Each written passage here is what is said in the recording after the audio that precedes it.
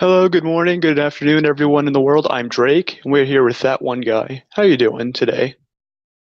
Doing pretty good. How about you? Oh, not too bad. So, we brought you here to talk about state of the game, some other miscellaneous things, how that's going. Where do you think the game's heading, and what kind of direction would you prefer it takes? Uh, Obviously, with the Royal Giant buff recently, I think that the way the game's heading is a meta where all win conditions are viable, but at the same, like, it's a good thing for diversity, but at the same time, it adds more to the just rock, paper, scissors effect where whatever you face, it's probably going to be either you counter it or you're getting countered.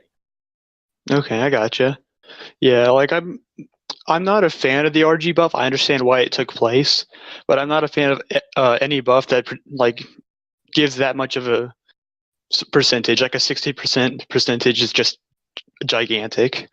And obviously, they've been testing and playing with it, messing around to find out what's best for it.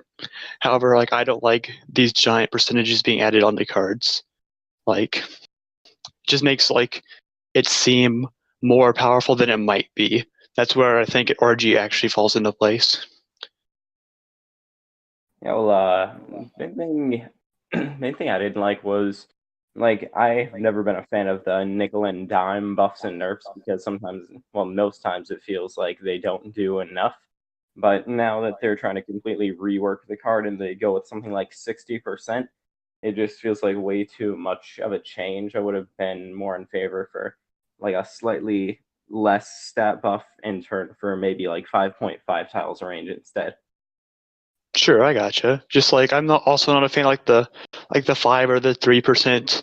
Like if they could do a 10 to 20 and do some major changes, but not major enough where we had with the RG. And they tried to do more reworks more than just straight up buffs and nerfs is where I'd be a fan of everything going.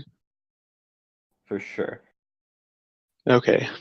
So, uh how do you feel like everything's changed since the gold rework happened and trophy rework happened? Like it's obvious it's easier to get more gold to upgrade your cards, but and get onto a higher arena. But where are you on the gold to card ratio? Where does it need to be for you, at least? The gold economy in general has gone up a lot, which I think has been a big problem in the past. So I think they did a good job working on that. But at the same time, just the ratio between gold to cards now, a lot of the time, just even with the increase in the amount of gold you're getting, it's still for free to play players sometimes going to take like a month, 2 months, 3 months, even to save up enough to upgrade like one common to max. And I feel like if we reduce the amount it costs to upgrade things by like half at all levels, it would be really beneficial to the entire game just because it wouldn't be this constant gold grind. I gotcha. Like I'm sitting at 200k gold right now, and even then, that's enough to max 2 cards. So I have to save, and I have to pick and choose what I want to upgrade. Like even though it seems like I have a huge amount of gold, I really don't. I have two options.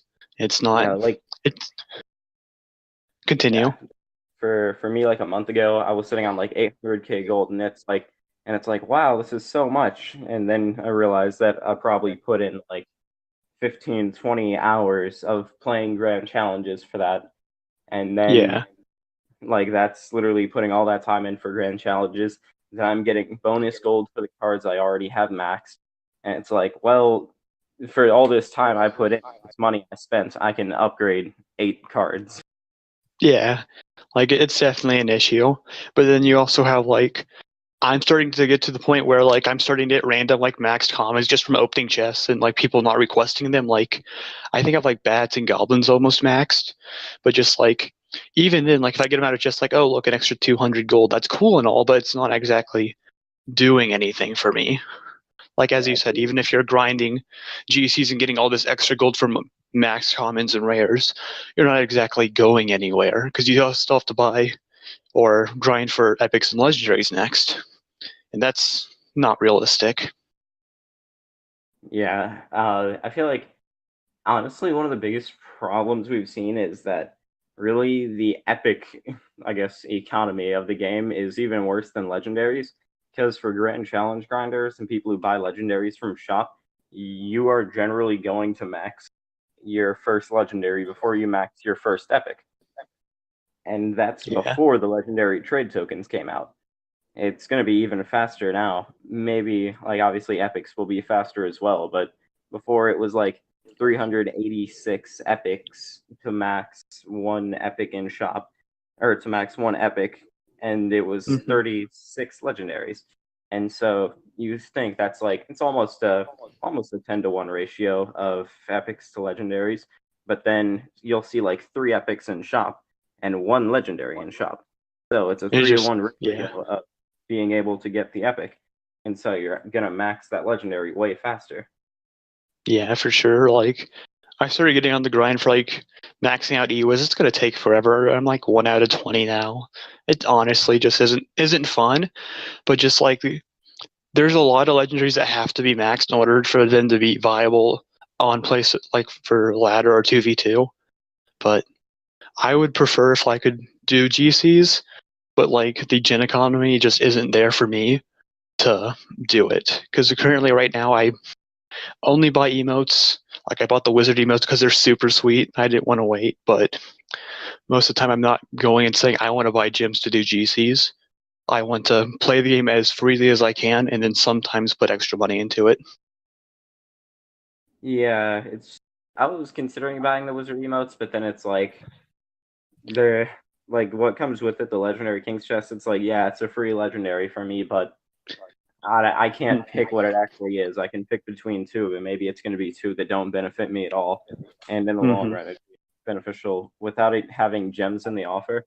It'd be beneficial for me to just wait for it to appear in the shop again in a couple weeks. Oh, oh, for sure. But just like I wanted them way too much. I just like I should have waited. It would have been the correct choice, but They like are to some each pretty their sick own. emotes. I do enjoy rolling my eyes at my opponent sometimes. I'm not like that most of the time, but sometimes you have the opponent who BMs you, and that's just what you got to do. But uh, how would you feel about the shop? I've seen like a bunch of people suggest it. I'm just going to keep going off of the idea that you can buy anything you want any particular day at twice the cost, I think and then you have like the that's an oh, interesting continue. concept. Uh, I feel like it's not actually a bad idea because at twice the cost, you're not able to just like if you're like a constant gold grinder, you're going to be able to afford it, but it's still going to be costly in the long run. If you want to max the legendary, if you want to buy like if you want to buy like 10 of them over 10 days straight, you're paying an extra like for legendaries, you're paying an extra like 400,000 gold. Mm-hmm. So like the opportunity cost is big in the amount of gold you're losing, but if you have disposable gold, then it's a pretty good idea. Yeah. Oh, and then you just have like the shop itself just be like a bargain bin. But another thing I wouldn't mind seeing is them increasing the shop more, where you can have exclusively to random legendaries like 4 or 3 epics to some amount of rares and some amount of commons. That way you have more decisions. You get to make more actual choices about what cards you want to upgrade versus these 6 cards show it up and shop in our free offer for 10 gems or something. Yeah, I've thought just a while about that. I wish that they would increase the size of the shop because like the six card Epic Sunday that was designed for Clash Royale with like 40 cards. And they Mm-hmm. just got to realize like how many cards are actually in the game now, and sometimes how like bad of a like shop rotation you can get where it's not going to benefit you for how many days straight, especially when you're maxed. So if they just added a bigger shop overall, maybe like it's increasing with the amount of arenas you go up, then Okay. yeah, I would Yeah, I can like see that being a good idea. once you hit like leagues like past 4,300, then you get like let's just say like it caps out at 10 cards. Sure. At least one guaranteed legendary in shop. That sounds good. And then like every other arena, it grows by 1 or 2 that you climb. Like it starts off like 2 cards or something. Then every other arena it climbs up by 1 or 2 until you get to leagues. Okay, that sounds like a pretty interesting idea. Anyways, I wanted to talk to you about buffs only in a balance change. Is that an actual viable option? Like coming from your perspective of you play some GCs, you might do some ladder, or only buffs an actual option, or reworks like the Royal Giants had. Only buffs is an option, but it's probably like the worst option because it's like you always, because that means you have to do small buffs always, because if you're only doing buffs, then maybe you overshoot one card by a lot, and then in turn you have to buff its counters more. It's just this massive power creep. Yeah, it's just this massive power creep of all cards, and like not especially with them only doing 8 cards for balance change on like always. It's just we're gonna be sitting on sometimes way too many cards that are slightly too strong compared to all others. When really it's just the fact that sometimes cards like the previous Valkyrie needed a nerf and Royal Hogs need a nerf. And if you keep buffing their counters, then like their counters, say Valkyrie was an OP and they buffed her to nerf Royal Hogs. Well, now Royal Hogs have a counter, but now in turn Witch is also weaker, and so is Wizard and all these support troops. And in reality, all that could have been avoided if they just nerfed Royal Hogs instead. So by only doing buffs, what they're really doing is just making each card certain cards slightly worse for certain archetypes, like support cards. If you were to buff Valk, and other cards slightly better, like you get like high DPS troops do better against Valk, mini P.E.K.K.A. Lumberjack, for example. So yeah, okay, I gotcha. What I wouldn't mind seeing is like I like seeing buffs, so buffs make you feel better. Like, hey, look, they buffed my new card, or they buffed my favorite card that I use on ladder or GCs. Like that makes you feel good. I think I wouldn't mind seeing buffs, but they also have to say, look, if a card reaches more than 25 to 30% usage rate and like a 60 to 70% win rate, we need to calm that down a bit. That's kind of like where Royal Hogs are at, and they're starting to become that way in ladder. And just realistically, that's not good for the game. It just can't continue being on like that. Because when you have decks that dominate, it just turns into, as you said earlier, a rock paper scissors meta. and I forgot what it was, but there's a page that's been posting since the most recent balance changes, like just like a live tracker of like the most used cards and their win rates, but only for I think it's only for CRL registered players and grand challenges, and so you can see like what's the true win rate for these cards among top players. And you'll see cards like Mega Minion, even after it's gotten like 3 straight nerfs, just not balance change after balance change, but over time it's gotten 3 straight nerfs without a buff, maybe 4. It's still above like 70% win rate, and it's like a really strong versatile card, but it's not correct because it's OP, but because your physically is not a substitute for the card. It's the Yeah. only heavy hitting air card that's like relatively cheap for 3 elixir. And closest thing is Inferno Dragon, but then that gets completely shut down by Ewiz. They don't have a spell to kill it. There's just something to destroy. And so Mega Minion, it's like cheapest combo of high damage without being able to take it out easily. Yeah, like it doesn't die to the mid level spells of fireball or poison. It just kind of like ignores that, keeps doing its thing. It's just such a versatile value card, like Royal Ghost. Like Royal Ghost, you don't think is good, but then when you actually start playing with it, oh man, does that card feel fantastic? It just goes on and gets value after value. even without it receiving a buff in quite a while, I think the last thing it actually got was a nerf in the amount of time it takes it to go invisible. I've been Hmm. saying for a long time that Ghost is actually just overpowered, and people haven't really noticed it because it's not the win condition. It's just a support card, and sometimes like a bait card. You're trying to force out a ground answer, and like a lot of people, they just they just don't see it the same way. And but Hmm. now that we've seen the usage rates of Ghost go up a lot and it fits more into the meta, people are realizing like, oh wow, this is actually a 3 elixir cycle card that'll take 70% of your tower if you ignore it. Yeah, for sure. I remember talking about that with one of my friends, just like, this card isn't going to be good. How is it not good? It is Knight with the ability to take down swarm troops and then go hit the tower a few times. How is this not good? It's the same reason that Yeah, Mega Man is still being played. They both do their own unique things, and there's nothing like them. Although Royal Ghost has other mini things that they're relatively same cost, none of them get the value that he does and then go on to attack the tower. yeah, that sliver of HP from like that the ghost can have, where if he just has like one bit of HP, you either have to put down a card to tank that shot for it in the tower to kill it, or you have to spell it. And with a minimum cost of 2 elixir for a logger as that, you're almost spending the entire cost of the ghost just to avoid that tower hit. Hmm.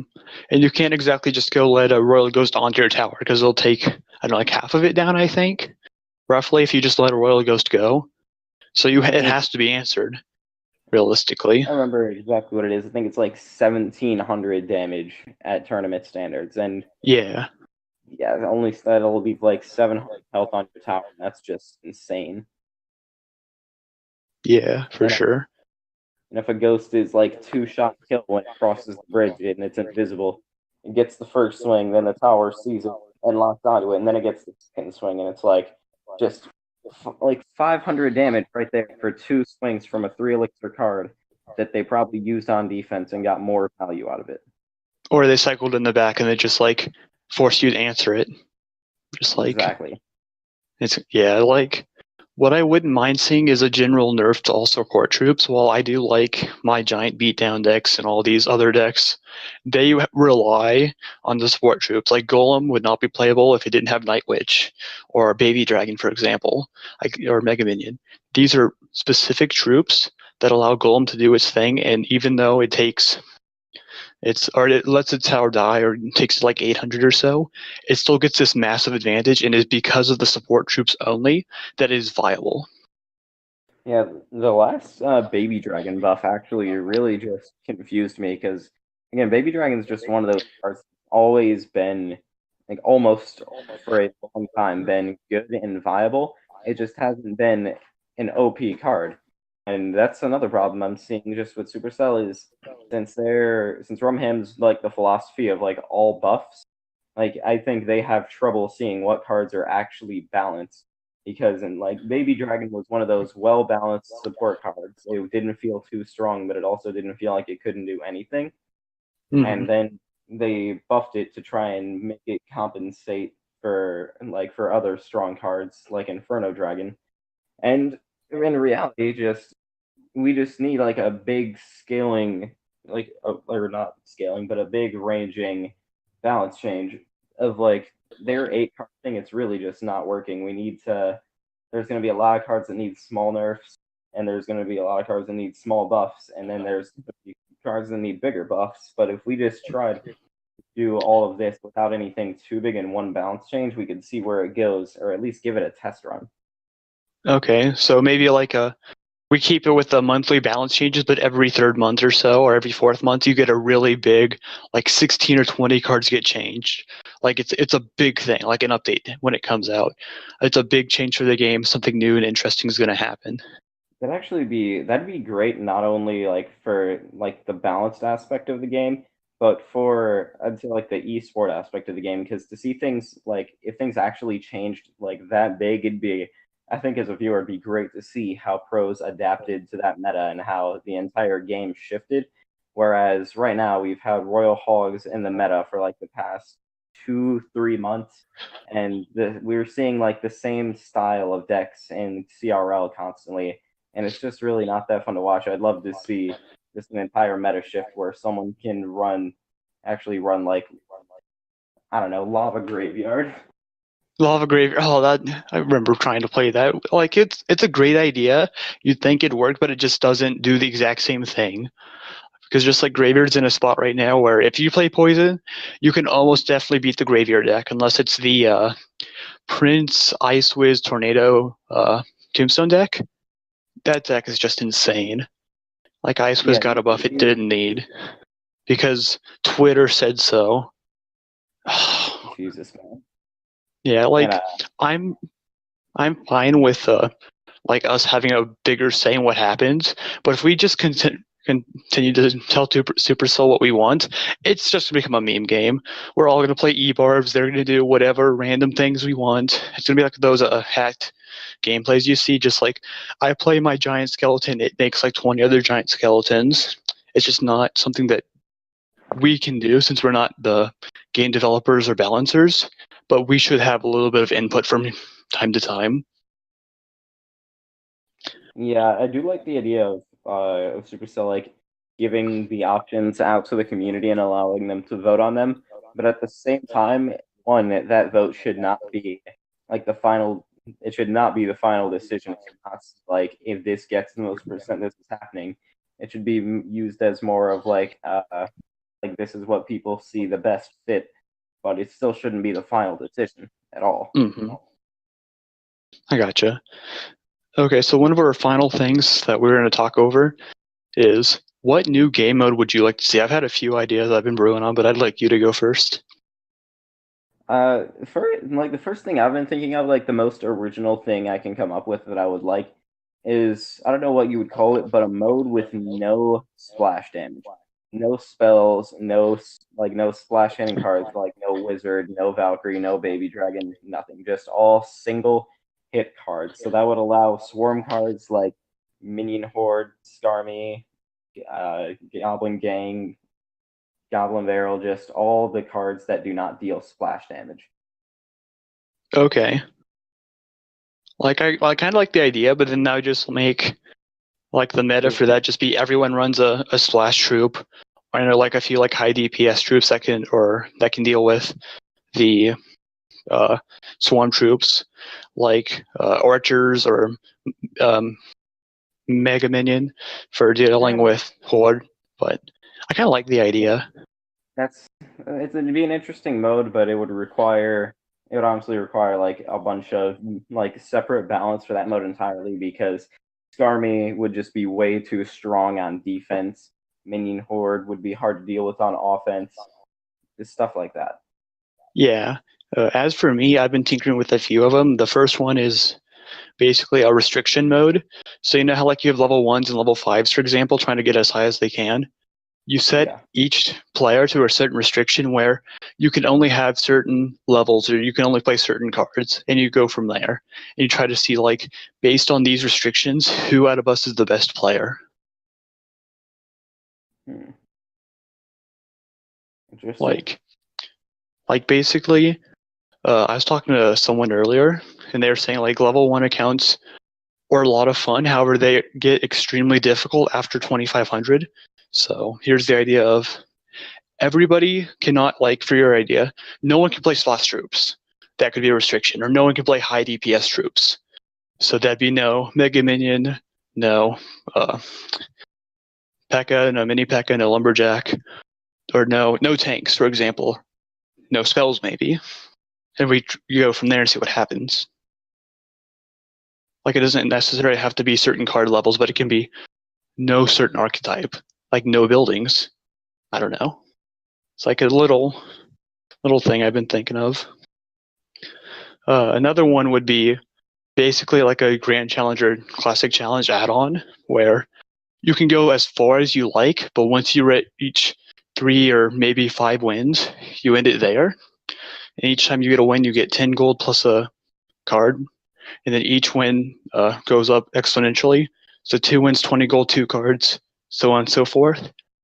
This would breed the idea that every player who wants to get maxed wins can go and do that for, I don't know, a certain amount of gyms or once a day or some restriction, and it would allow free-to-player or free-to-play-ish players to grind this, but it would also say, okay, top players, you can go and do this instead of GCs, and you can increase your max wins and see who's actually the best. Create like a mini ranking.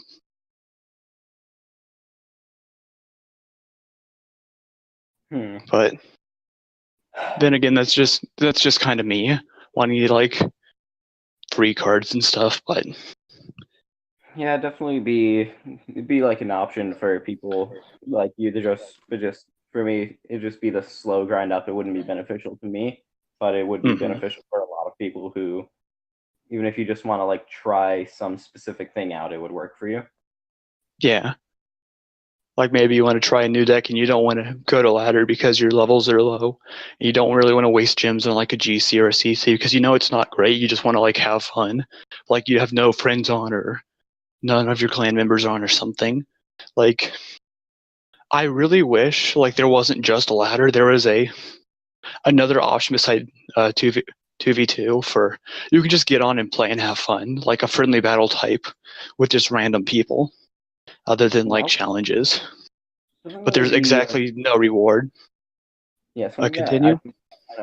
Something I think would be beneficial is if they just added something like literally just called like the basic challenge, where it's say like you can get like 3 free challenges per day and you can play just every game, and something like you said, just except you said that like exponential growth.